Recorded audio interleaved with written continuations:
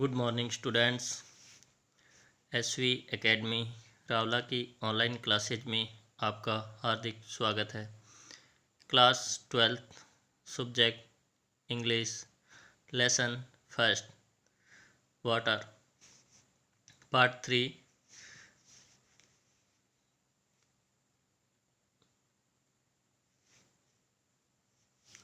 आपकी बुक के page number 3 पे अपने पढ़ने जा रहे हैं। ऊपर से second paragraph.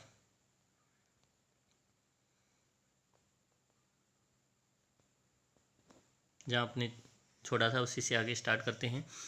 The harnessing of our rivers, the water of which now mostly runs to waste, is a great national problem which must be considered and dealt with on national lines।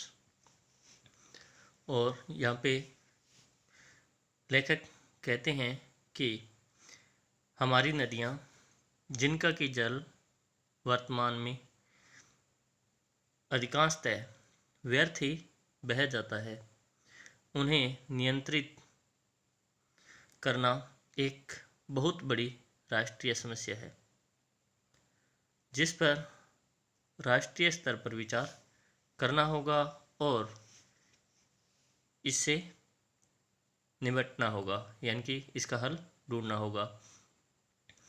Waste areas of land which at present are mere scrub jungles could be turned into fertile and prosperous country by courageous and well planned action।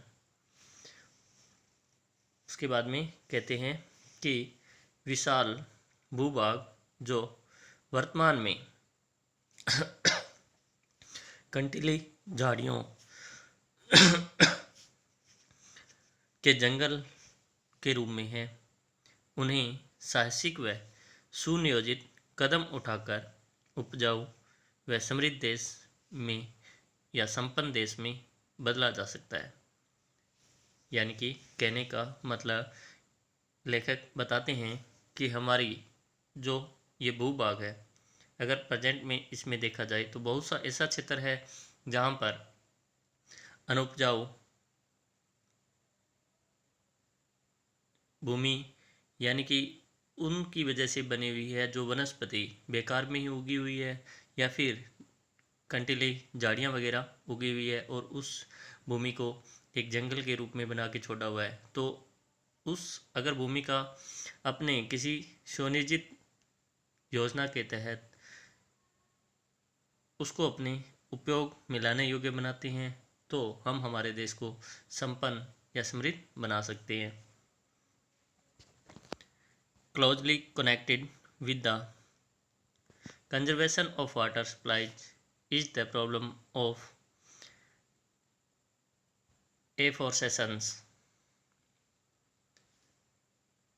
वनारोपण की समस्या जल आपूर्ति के संरक्षण से घनिष्ठ रूप से संबंधित है।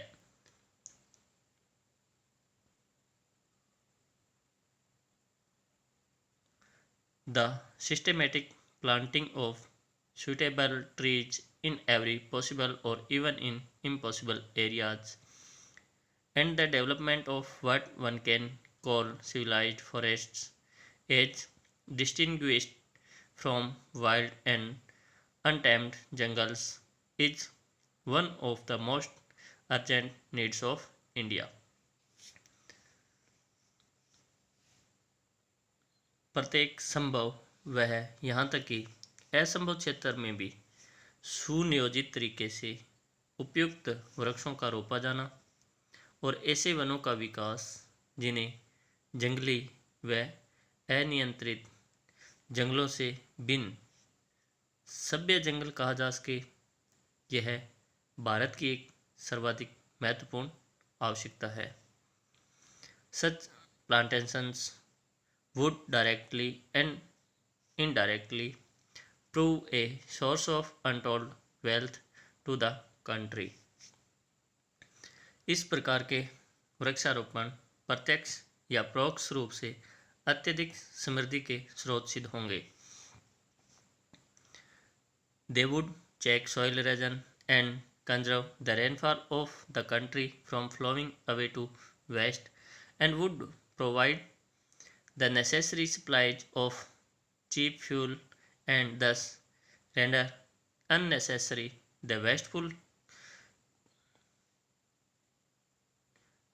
conversion of farmyard manure into a form of fuel. वे मृदा अपरदन को रोकेंगे और देश के वर्षा जल को व्यर्थ बहने से रोककर संरक्षित करेंगे और सस्ते ईंधन की आवश्यकता आपूर्ति करेंगे और इस प्रकार पशुशाला की जो खाद यानी कि गोबर है के ईंधन के रूप में व्यर्थ रूपांतरण को अनावश्यक बना देंगे। The measures necessary to control the movement of water and conserve its supplies can also serve subsidiary purposes of value to the life of the countryside. जल की गति को नियंत्रित करने तथा इसकी आपूर्ति को संरक्षित करने के लिए आवश्यक उपाय ग्रामीण क्षेत्र के जीवन की उपयोगिता हेतु सहायक उद्देश्य भी हो सकते हैं। By far the cheapest form of internal transport in a country is by boats and barges through canals and rivers. अब तक नहरों व नदियों में नाव व डोंगियों द्वारा यात्रा किसी देश में आंतरिक यातायात का सबसे सस्ता साधन रहा है। We hear much about programmes of rail and road construction but far too little about the development of internal waterways in India. हम रेल व सड़क निर्माण की योजनाओं के विषय में बहुत कुछ सुनते हैं, परंतु अपने ही देश में आंतरिक जल मार्गों के विकास के विषय में बहुत ही कम सुनते हैं। Then again the harnessing of water supplies also makes possible the development of hydro electric power.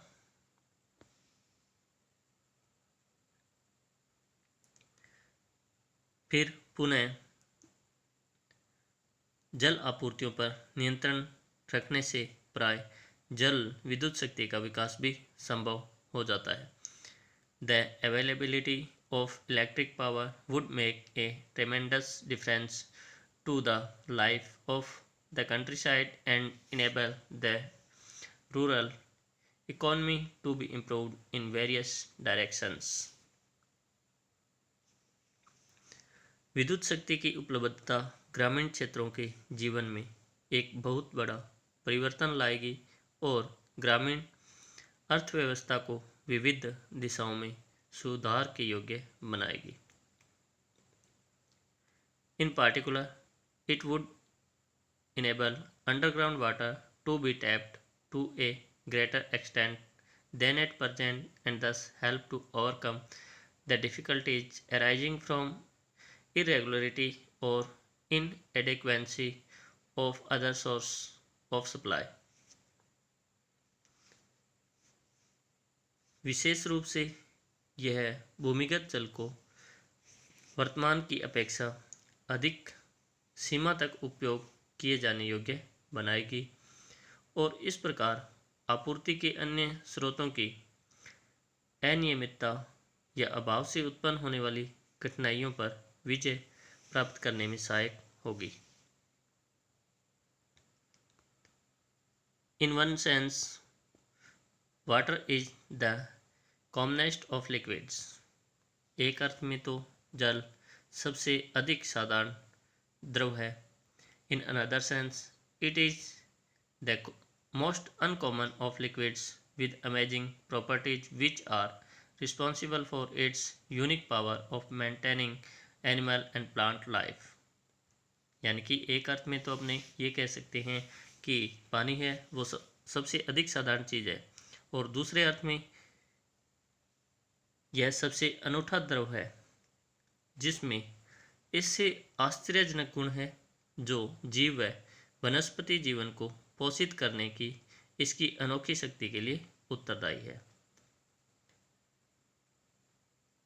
The investigation of the nature and properties of water is therefore of the highest scientific interest.